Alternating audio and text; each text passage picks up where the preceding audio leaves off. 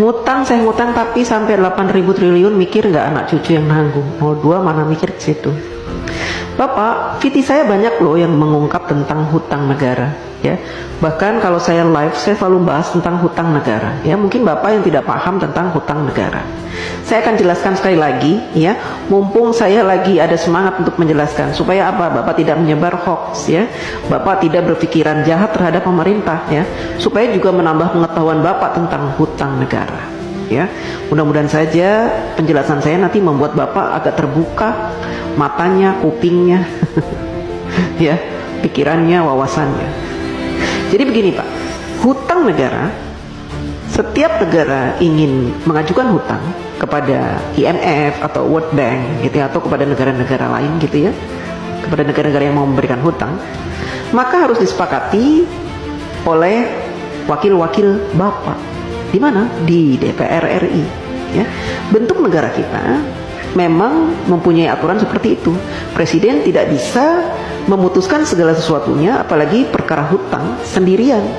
Jadi harus dinegosiasikan dengan DPR, dan DPR punya peraturan bahwa negara tidak boleh berhutang, ya, yang mana pembayarannya, cicilannya itu melebihi 60% dari penghasilan negara, ya.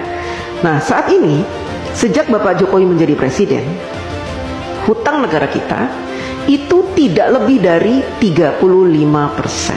Artinya jauh di bawah batas maksimal berhutang yang ditentukan oleh DPR RI, yaitu 60%. Artinya apa?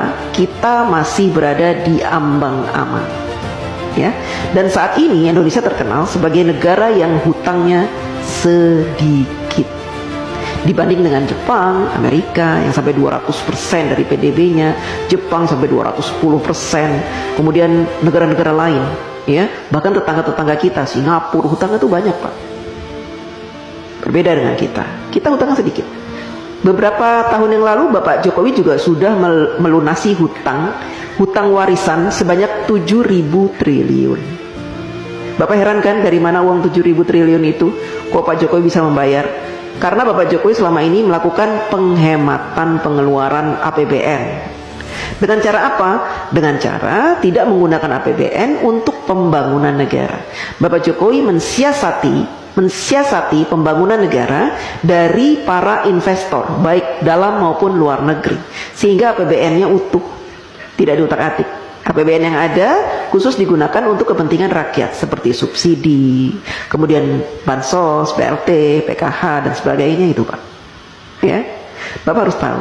Jadi kalau Bapak bilang hutangnya sampai 8.000 triliun itu, seandainya saat ini hutang kita 8.000 triliun, itu sedikit Pak. Dibanding dengan PDB kita tuh sudah banyak sekali Pak. Itu jumlahnya cuma 35% dari penghasilan kita, penghasilan negara maksudnya. Ya Pak, jadi masih di ambang batas wajar. Anak cucu kita nanggung? Tidak Pak, dulu juga gitu. Katanya Pak Harto berhutang banyak sampai 20.000 triliun, nanti anak cucu nanggung. Saya tidak merasa menanggung. Saya sudah dewasa, sudah besar, sudah tua, setua ini, tidak pernah saya merasa menanggung beban hutang negara. Tidak. Itu kan hanya kiasan-kiasan yang diberikan oleh orang-orang yang membenci pemerintah. Ya, jadi mereka membuat rumor-rumor seperti itu supaya apa? Supaya kita membenci pemerintah, kan gitu. Kita awam, orang awam, tidak pernah diberikan pemahaman tentang hutang negara, sehingga yang ada di pikiran kita, hutang, negara berhutang, nanti anak cucu kita akan membayar. Tidak Pak, ya. Selama pemerintahan itu baik, memberikan kesejahteraan kepada kita, memberikan gaji UMR yang pantas, ya, kemudian memberikan peluang-peluang untuk usaha sehingga kita punya penghasilan setiap bulan, dan memberikan lowongan-lowongan pekerjaan yang sangat banyak, maka kita tidak terbebani oleh hutang negara Pak, ya.